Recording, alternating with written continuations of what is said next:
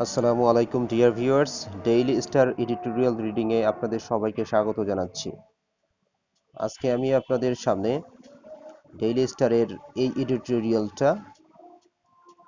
এডিটোরিয়ালটা আমি আপনাদের সামনে তুলে ধরব যে কি করে আপনারা এটা বাংলায় অনুবাদ করবেন। এই প্রথম প্যারাটা আমি আপনাদের সামনে বাংলায় অনুবাদ করে দেখাবো। তো আসেন ফার্স্টে হেডলাইনটা পড়া যাক। Load shedding Returns with a vengeance. Load shedding ফিরে এসেছে। ডিয়ার ভিউয়ার্স, এখানে হয়তো আপনারা অনেকেই অর্থ করবেন উইথ আ ভেঞ্জেন্স। ভেঞ্জেন্স মানে প্রতিশোধ, প্রতিহিংসা, মানে একটা প্রতিহিংসা নিয়ে লোডশেডিং ফিরে এসেছে। আসলে ডিয়ার ভিউয়ার্স, এমন অর্থটা এখানে হবে না। এখানে অর্থ করতে হবে উইথ আ ভেঞ্জেন্স, মানে অপ্রত্যাশিতভাবে। উইথ আ ভেঞ্জেন্স একসাথে। উইথ আ ভেঞ্জেন্স মানে হচ্ছে অপ্রত্যাশিতভাবে। লোডশেডিং অপ্রত্যাশিতভাবে ফিরে এসেছে, এরকম অর্থ করতে হবে। আশা করছি বুঝতে পেরেছেন। গভর্নমেন্ট শুড হ্যাভ এক্সপেক্টেড, সরকারের এক্সপেক্ট মানে প্রত্যাশা করা, এক্সপেক্ট মানে হচ্ছে অনুমান করা। তাহলে গভর্নমেন্ট শুড হ্যাভ এক্সপেক্টেড, সরকারের অনুমান করা উচিত ছিল।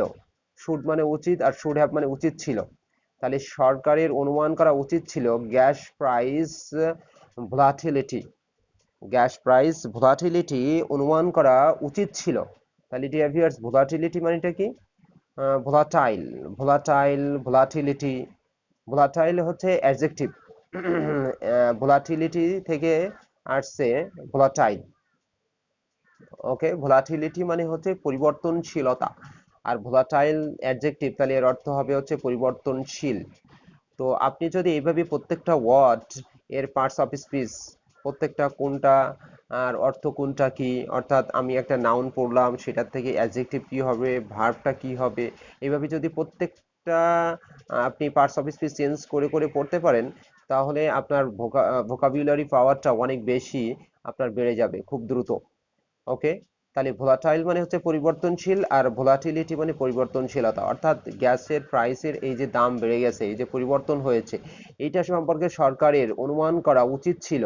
And taken apt measures, should have taken উচিত ছিল, গভর্নমেন্ট শুড হ্যাভ টেকেন সরকারের নেওয়া উচিত ছিল, অ্যাপ্ট উপযুক্ত, মেজার্স পদক্ষেপ, এবং সরকারের উপযুক্ত পদক্ষেপ নেওয়া উচিত ছিল। এটাই হচ্ছে আমাদের শিরোনাম। এবার আসেন আমাদের মূল সংবাদে চলে যাওয়া যাক।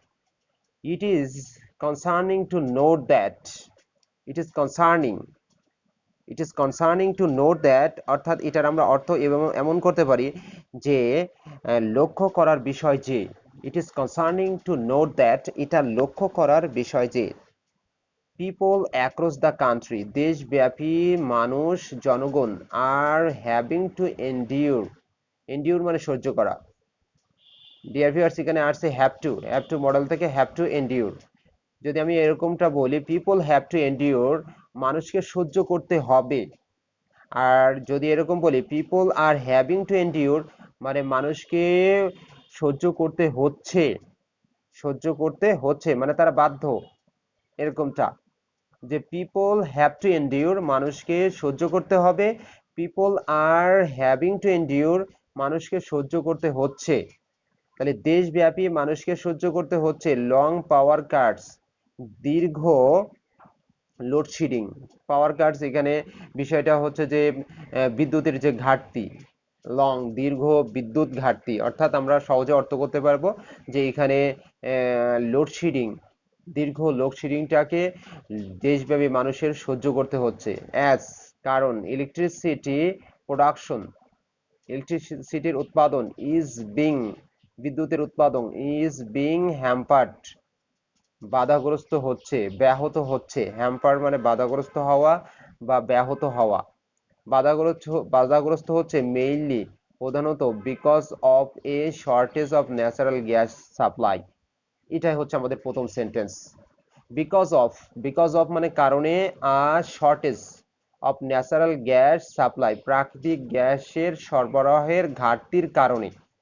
আমি উল্টো দিক থেকে অর্থ করে গেলাম ডিয়ার ভিউয়ার্স এই ফ্রেজটার। Because of a shortage of natural gas supply, প্রাকৃতিক গ্যাস সরবরাহের ঘাটতির কারণে, এরকম একটা অর্থ করলাম। তাহলে আসেন আমরা এটার সাবলীল অর্থটা কিভাবে করতে পারি, যেটা এটা লক্ষণীয় যে, এখান থেকে আমাদের একটা কানেক্টর শুরু হলো দ্যাট দিয়ে, অর্থাৎ এই কানেক্টর দিয়ে প্রথম সেন্টেন্সটার অর্থ আমরা করে নিলাম এভাবে, যেটা এটা লক্ষণীয় যে দেশব্যাপী মানুষজন প্রাকৃতিক গ্যাসের ঘাটতির কারণে প্রধানত প্রধানত ইলেকট্রিসিটির উৎপাদন ব্যাহত হওয়ার কারণে দীর্ঘ লোডশেডিং লোডশেডিংটাকে সহ্য করতে হচ্ছে। আমরা এমন একটা অর্থ করতে পারি যে দেশব্যাপী মানুষের প্রাকৃতিক গ্যাস সাপ্লাইয়ের ঘাটতির কারণে ইলেকট্রিসিটির উৎপাদন ব্যাহত হওয়ার কারণে দেশব্যাপী মানুষের দীর্ঘ লোডশেডিংটাকে সহ্য করতে হচ্ছে। আশা করছি আপনারা বুঝতে পেরেছেন।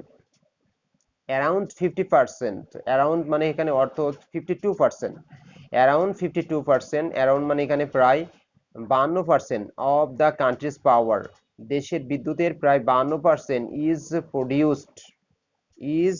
প্রডিউসড অর্থাৎ উৎপাদিত হয় ইউজিং গ্যাস ব্যবহার করে।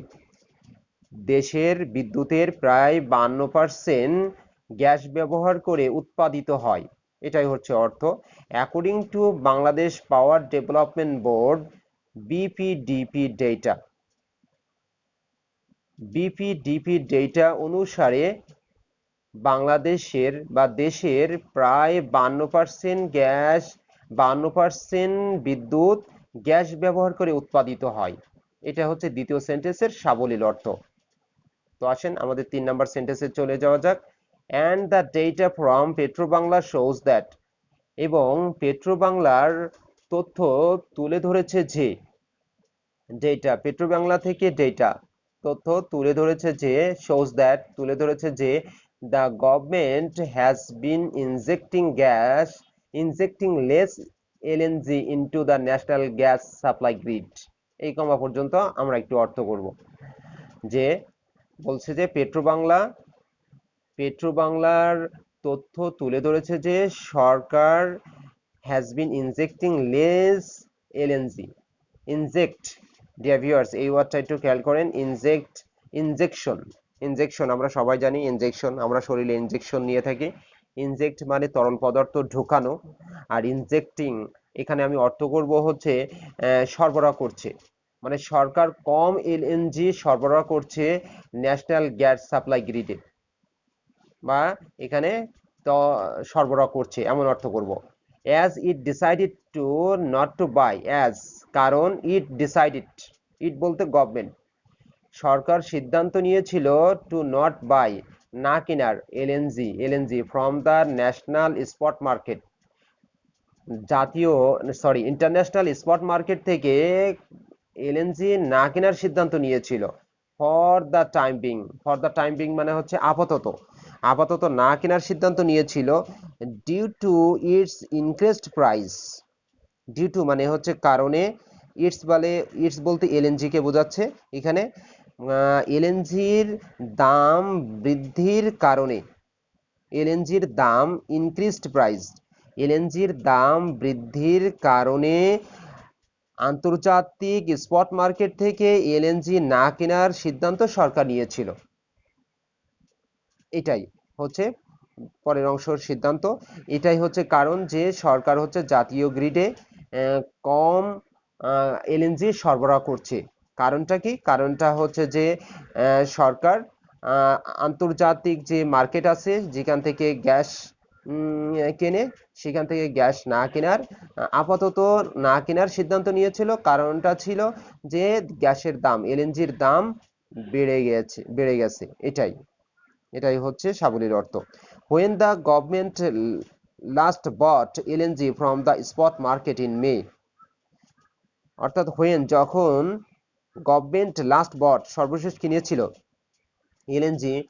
এলএনজি কিনেছিল from the spot market in May মাসে স্পট মার্কেট থেকে এলএনজি সর্বশেষ যখন কিনেছিল, তখন দ্য প্রাইস অফ এলএনজি